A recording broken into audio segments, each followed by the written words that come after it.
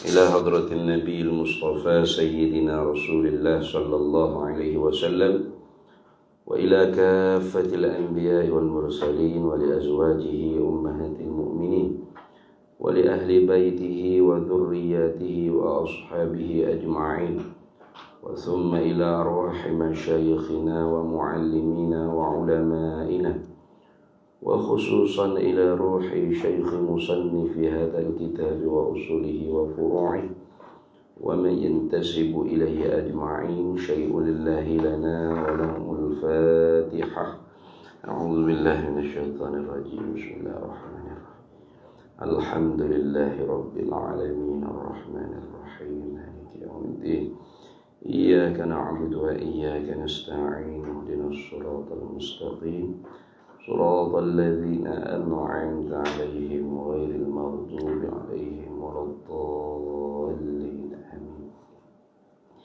بسم الله الرحمن الرحيم. الحمد لله رب العالمين والصلاة والسلام على سيدنا وحبيبنا وشفيعنا وزخرنا ومولانا محمد وعلى آله وصحبه أجمعين. سبحانك لا علم لنا إلا ما علمتنا إنك أنت العليم الحكيم ولا حول ولا قوة إلا بالله العلي العظيم. اللهم افتح علينا فتوح العارفين بك بالحكمة وافتح علينا من لدنك علما كما فتحت على سيدنا محمد صلى الله عليه وسلم بحق طه سيد الكونين وجد الحسنين أبي البطول والقاسم. ربنا افتح بيننا وبين قومنا بالحق وأنت خير الفاتحين. رب اشرح لي صدري ويسر لي أمري واحلل عقدة من لساني يفقه قولي. سدد لساني واهد قلبي بحق جدنا سيدنا رسول الله صلى الله عليه وعلى آله وصحبه وسلم.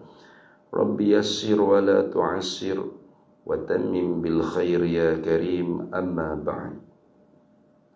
فقال الشيخ أحمد بن محمد زين بن مصطفى بن محمد الفطاني المكي رحمه الله تعالى وقدس الله سره ونفعنا الله به وبعلومه في الدارين آمين يا رب العالمين.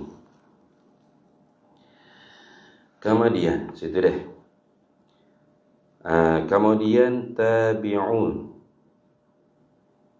Artinya arti tabi'un ialah segala yang mengikut sahabat. Apa makna segala yang mengikut sahabat? Kita pun ikut sahabat juga. Ini nak tafsir lagi. Apa arti mengikut sahabat? Artinya arti mengikut sahabat ni segala yang berjumpa dengan mereka itu sahabat. Itu dipanggil tabi'un. Jadi hak paling lebih sekalinya. Kemudian ni masih lagi diatur kepada kemudian mana ni? Di atas nu kemudian daripada mana? Baik.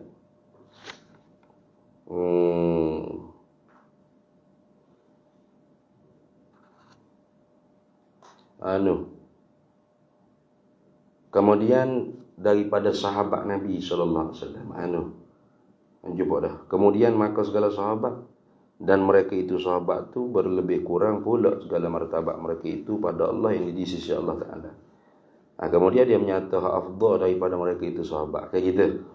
Kemudian setelah sahabat, siapa lagi makhluk Allah Taala yang afdal?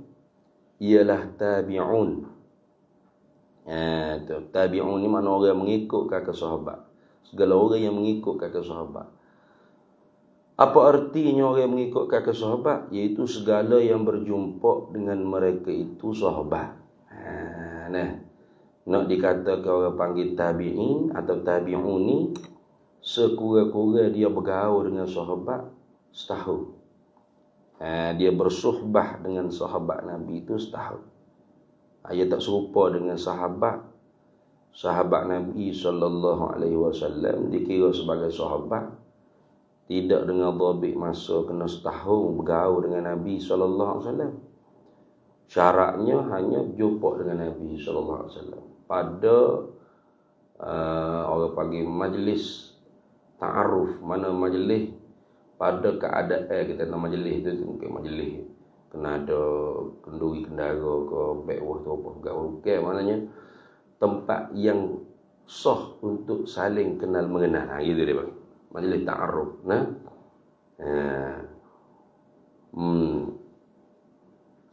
Man laqiyan nabi.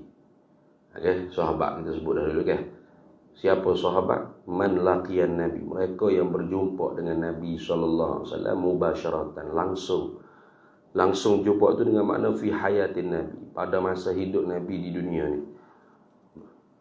Artinya kalau seorang itu berjumpa dengan Nabi sallallahu alaihi wasallam tapi tidak masa hayat hidup Nabi di dunia, seperti dia jumpa dengan Nabi dalam mimpi pada masa sekarang ni, atau kemudian daripada wafat Nabi sallallahu alaihi wasallam, hatta dengan cara yaqazatan, dengan secara jaga sekalipun, itu payah sekali nak berlaku tu kalau yang mencarikan adat, maka tidak dikatakan dia itu sahabat.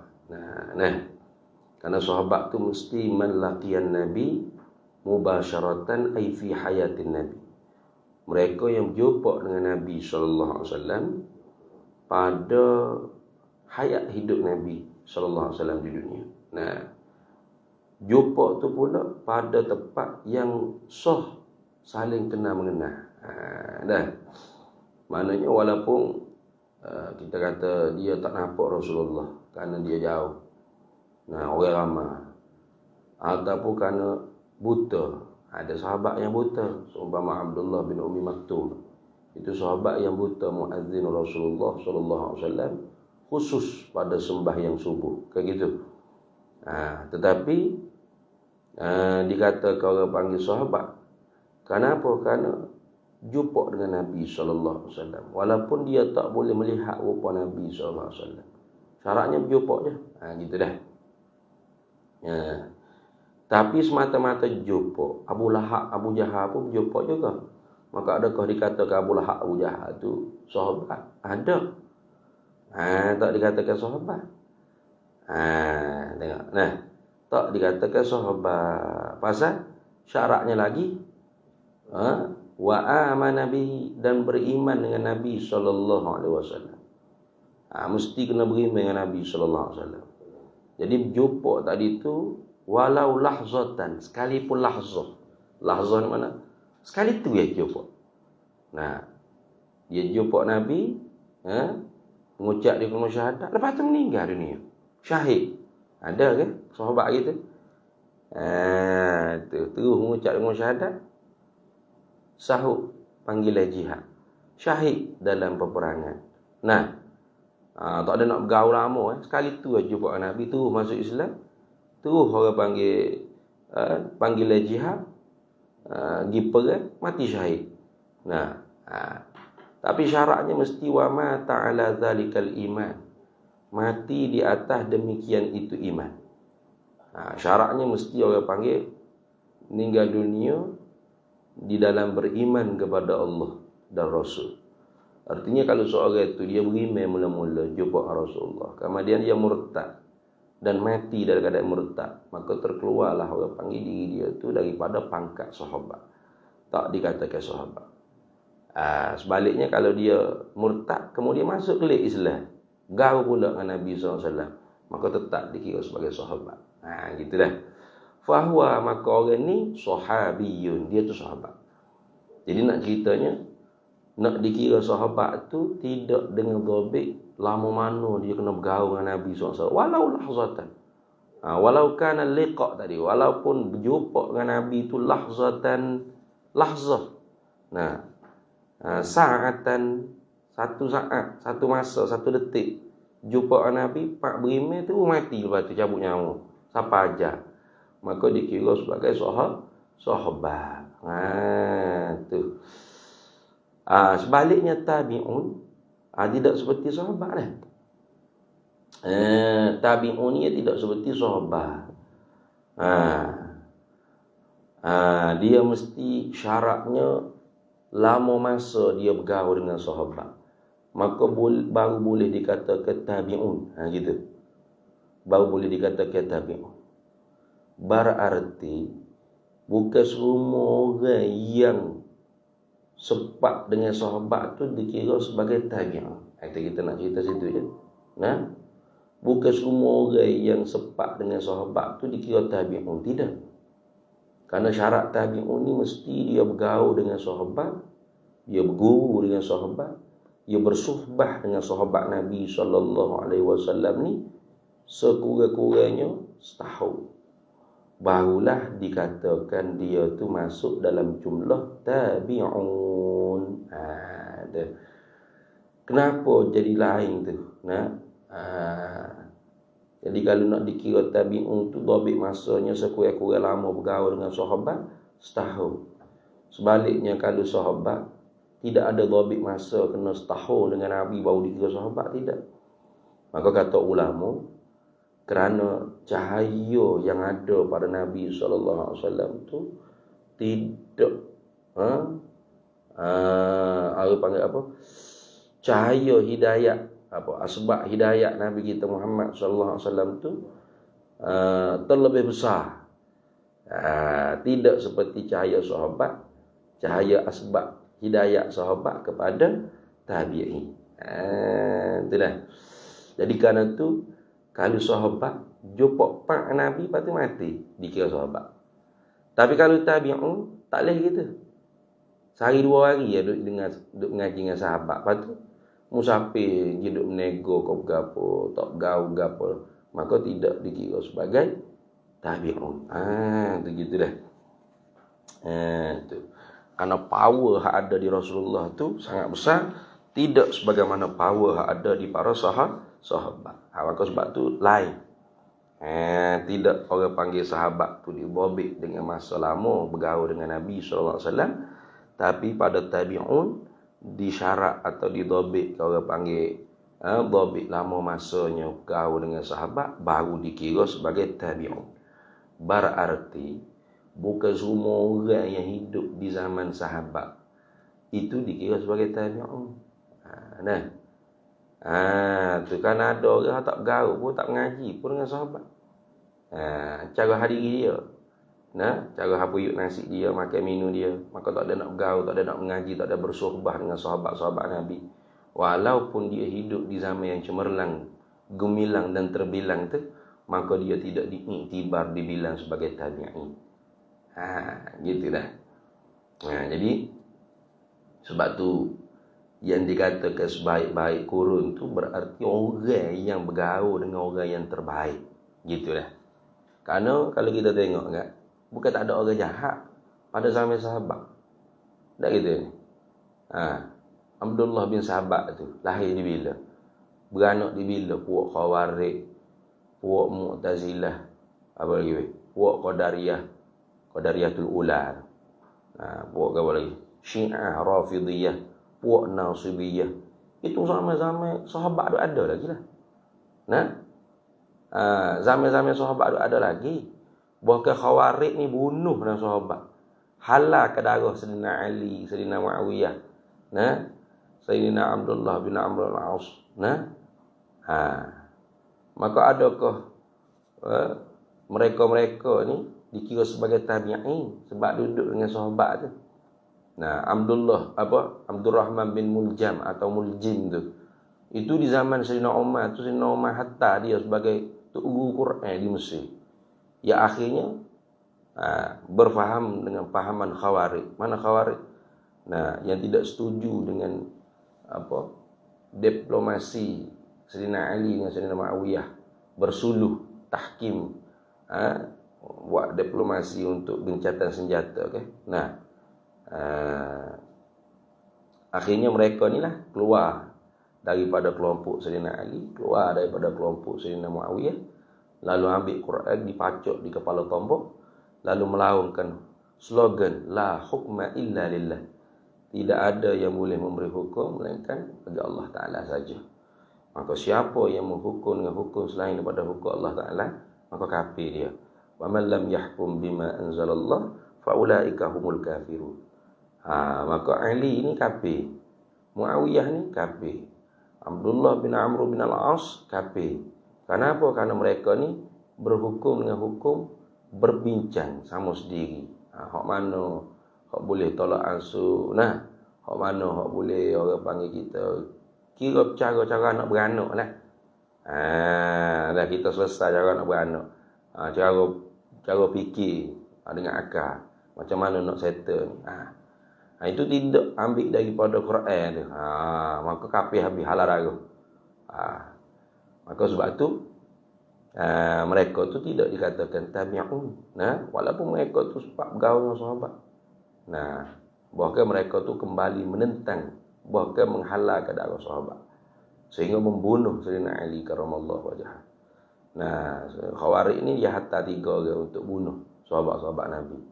Tapi hak berjaya yang dibunuhnya ialah Sayyidina Ali karamallahu wajhah. Mati di tangan Abdurrahman bin Muljam. Siapa Abdurrahman bin Muljam tadi? Tok guru Quran. Hafal Quran 30 juz.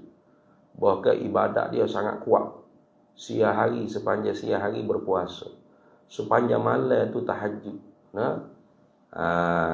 Qiyamul lail. Sebab tu Nabi kata, ibadat khawarij ni hebat. La tahqiru salatakum min salatihi wala siyamakum min siyami. Tidak dapat melemahlah, tidak dapat mengalahlah semaya kamu akan semaya mereka. Puasa kamu akan puasa mereka. Baca Al-Quran kamu akan baca Al-Quran mereka. Kerana mereka ni kuat ibadat.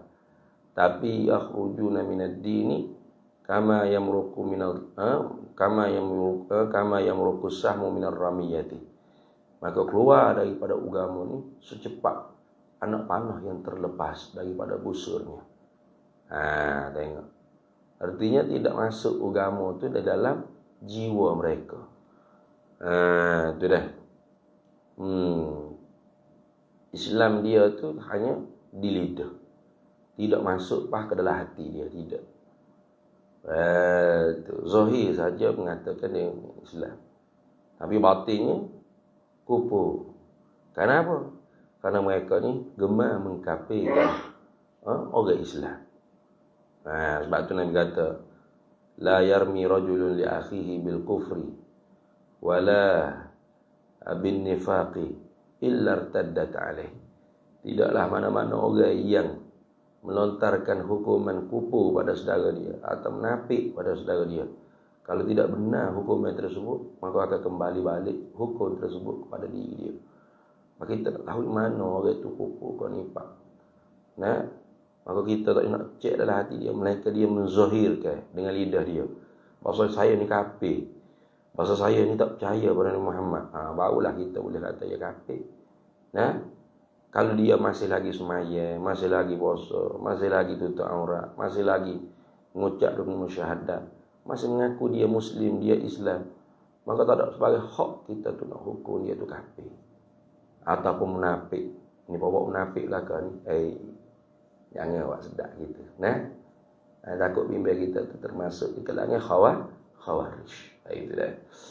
Jadi tabi'un ni bukan semestinya orang hak hidup di zaman sahabat tu semua dikira tabi'un, tidak. Mestilah orang hak bergaul, berguru dengan sahabat sekurang-kurang tempoh lamanya ialah setahun. Itu dah. Baru dinamakan tabi'un. Itu dah. Habis. Maka ahlu kurun semasa dengan mereka itu,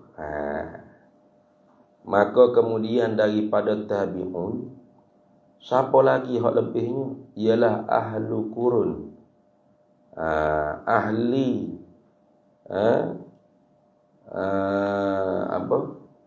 ahli kurun. Kurun ni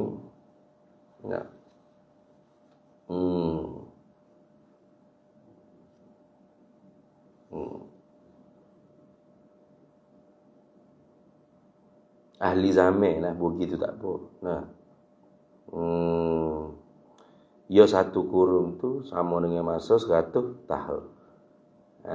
Nah, satu kurun. Ya. Nak kata kurun pun boleh, qarnin pun boleh. Nah, maka ahlu qarnin boleh juga. Atau ahlul kurun. Semasa dengan mereka itu tabi'in atau tabi'un. Nah, maka ahlu kurun yang berhubung dengan kurung mereka itu siapa?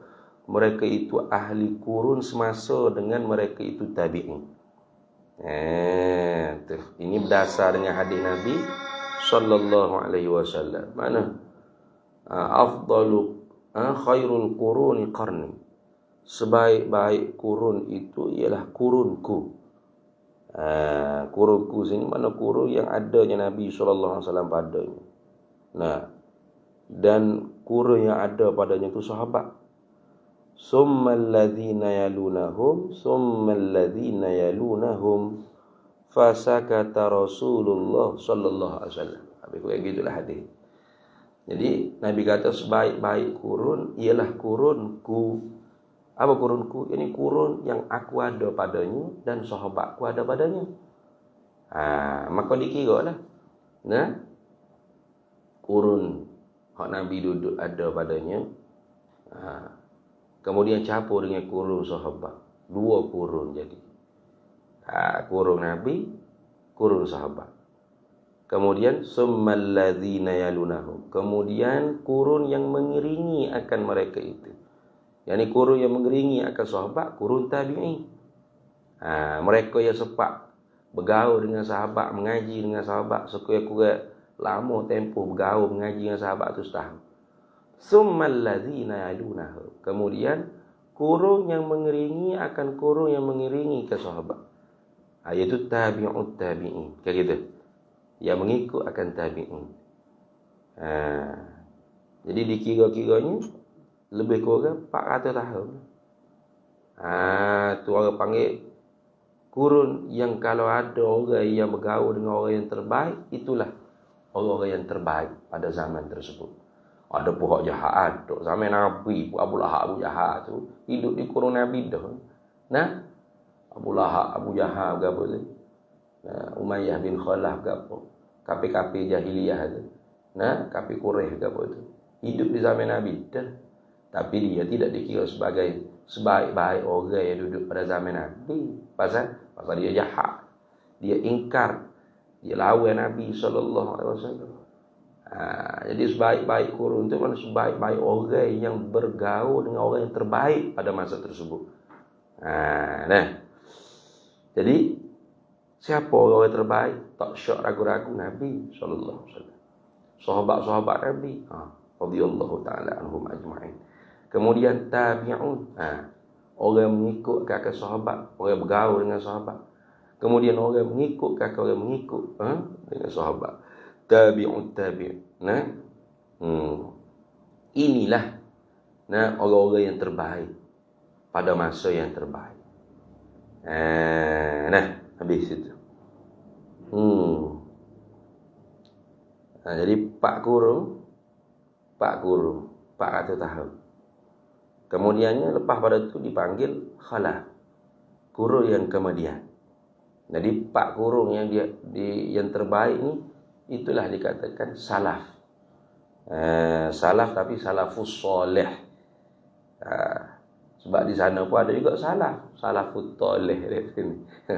Salah yang jahat mana? Macam Khawarij, macam Rafidiyah Syiah, Nasibiyah. Itu salah juga itu. Tapi salafut soleh, salaf yang jahat. Yang lari daripada ahli sunnah wal jamaah. Maka kita tu bukan nak semata-mata salah, tapi nak salafus soleh. Orang-orang yang dahulu. Mana orang yang dahulu? Orang yang duduk pada kurun yang terbaik, mengikut orang yang terbaik pada kurun yang tersebut. Mana? Nabi, sahabat, tabi'in, tabi'un, tabi'in. Ini orang-orang yang terbaik. Mana 4 kurun yang terdahulu, itulah dikatakan salafus soleh. Tidak. Ada pun lepas pada itu dikatakan khalaf. Khalaf lah. Ya terkemu dia. Siapa kita ni kholah dah ni. Habis itu. Dan kurun itu ini. Dan satu kurun itu ialah masa 100 tahun. Jadi satu kurun tu ialah masa 100 tahun. Berarti kalau 4 kurun 400 tahun. Cuba kita tengok. Para imam-imam mazhab tu kebanyakannya semua tidak keluar daripada 400 tahun.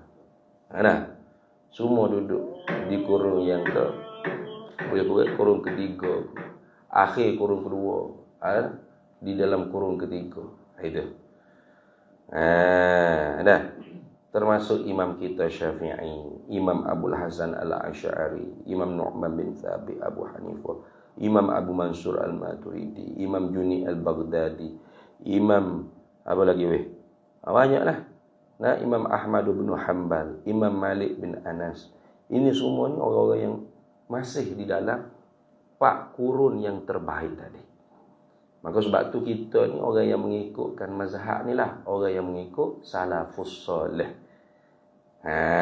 Ada pun orang yang ala mazhabiyah, orang yang tak ada mazhab. Dia kata, apa mazhab awak? Saya mazhab Quran hadis ya. Oh, hebat dia. Nah, saya mazhab Quran hadis.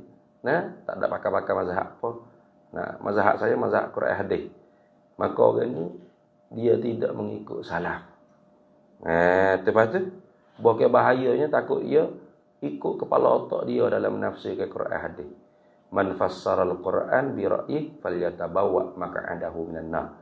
Siapa yang menafsirkan Quran mengikut kepala otak sendiri, maka dia tu telah menyediakan tempat kedudukannya di dalam api neraka. Dia booking siap-siap dalam api neraka. Bahaya tu. Nah, dia baca Quran, dia tahu terjemah. Contoh kita kata, La ilaha illallah, tidak ada Tuhan melainkan Allah. Contoh. Jadi dia baca terjemah, tidak ada Tuhan melainkan Allah. Illa tu kita kata harah, ada tu istisna, melainkan Allah, kita kata. Jadi kalau dia baca ayat yang lain, contoh ayatnya, Lau kana fihi ma alihatun illallahu la fasadata. Dia terjemah mana? Jikalau ada pada keduanya, yakni pada langit dan bumi, alihatun, Tuhan, ada pada langit bumi ini Tuhan, apa? Yang laisa fihim, yang tidak ada pada Tuhan tu Allah. Itu kerana illa tu dengan mana ada tu istisna. La fasadata, hacu lebu langit bumi. Oh. Bermakna kalau ada Tuhan yang lain serta ada juga Allah, barulah langit bumi ini tidak hancur lebur. Contoh. Jadi ada tu istisna, ada tu istisna kecuali ya bang. Kecuali. Jadi kalau ada lagi kalau ada pada langit bumi ini Tuhan yang tidak ada Allah padanya, hancur lebur langit bumi. Tu kecuali ya bang. Bermakna mafhum mukhalafahnya, kalau ada pada langit bumi ini Tuhan yang lain serta Allah pun ada, maka langit bumi aman-aman saja, tidak hancur lebur. Sudah. Jadi kafir tak dia kalau dia baca ayat Quran lah kata? Kafir, musyrik dia. Dia kata illa ke melainkan, ada tu istisna. Padahalnya ulama tafsir kata illa tu bukan illa harah, ada tu istisna. Illa situ isim bermakna ghairu. Mana apa? Kalau ada pada langit bumi ni Tuhan selain daripada Allah. Nah, illallah ay ghairullahi. Gitu. Maka langit bumi hancur lebur, artinya tidak boleh wujud sejak daripada awal. Itu contoh itu. Contohnya apa? Contohnya kita tu tidak boleh nak lakoh direct Quran hadis. Saya tak ada sepakat ulama. Ulama pun bukannya maksum macam saya juga. Nah, ayo kira macam dia. Saya nak direct Quran hadis. Mana? Baca Quran, terjemah. Baca hadis, terjemah. Lepas tu dia pun buat kesimpulan sendiri. Hak tu pun baca tak habis. Mula nak kata orang tu panglipo lara. Itu. Hari ni viral. Ustaz Don Daniel, video dia di Mekah. Jadi orang panggil apa tu? Mutawih. Nah, dia duk cerita pasal peristiwa peperangan Badar. Pasal sehari sebelum nak pergi Badar tu Rasulullah sebut dah sini orang tu mati, sini insya-Allah orang tu mati, kayak gitu. Ini hadis tu sahih dalam Sahih Muslim. Tapi cara Ustaz Don dia cerita tu, iyalah orang panggil pesedia lah, orang panggil ceramah tu, dia tidak nakal hadis lah. Mafhum hadis tu begitulah. Sahih Muslim, sahih tu. Nak bukan panggil pula, tapi tengok orang komen, oh keji molek. Seolah-olah dia telah baca Sunan Sittah. Kata ni. Tu don encik don merepek apa, merapu apa. Nanti dulu. Siasat dulu. Belum tentu ada yang orang tu tersalah mencerita apa-apa cerita sebelum ni bermakna dia akan salah semua. Tak, hak ni betul sadar. Sabit dalam hadis yang sahih. Riwayat daripada Imam Muslim, rawahu Muslim dalam Sahih Muslim. Bahawasanya Sayyidina Umar cerita Rasulullah sehari sebelum nak pergi Badar tu, Rasulullah tunjuk dah. Ni, orang ni akan mati sini. Insya-Allah, orang ni akan mati sini. Orang ni akan mati sini insya-Allah. Besok berlaku perang tepat. Orang tu betul mati situ, mati situ, mati situ. Tu. Ada pula kata sejak bila Rasulullah jadi ahli nujum? Bukan ahli nujum. Wahyu daripada Allah. Ada ustaz tu share dia kata, nasiblah boleh panggil pulara jadi mutawih, dia kata. Sedang molek hak ikut pun tak tahu gapo, senang kena kecing. Bukan kecing tu, hadis Sahih Muslim tu. Tu jaga-jaga kita dah. Sebelum kita nak kata gapo, kita nak kata orang tu panggil pulara ke gapo, biar betul kita siasat. Betul ke? Gitu habis itu. Kemudian kita berhenti situ dulu dah. Dan bermula jahil dengan kelebihan anbiya atas segala malaikat dan umpamanya itu, khabarnya tiada mencederakan pada iman. Jadi jahil tentang siapa yang lebih, nabi ke malaikat ke apa, itu tidak mencederakan iman. Wallahu a'lam wa ilmuhu atam. Kita berhenti situ dulu.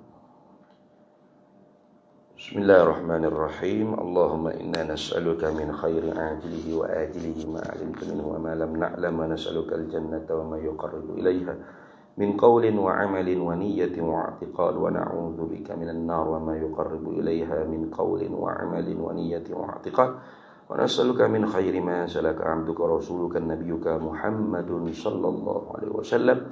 Allahumma faqihna 'ilma asy-syari'ati wal ma'rifati wat tariqati wal haqiqah wasta'malna biha bihaqqi sayyidina Muhammadin sallallahu alaihi wasallam. Allahumma inna naj'aluka fi nuhuri a'da'ina wa na'udzu bika min shururihim.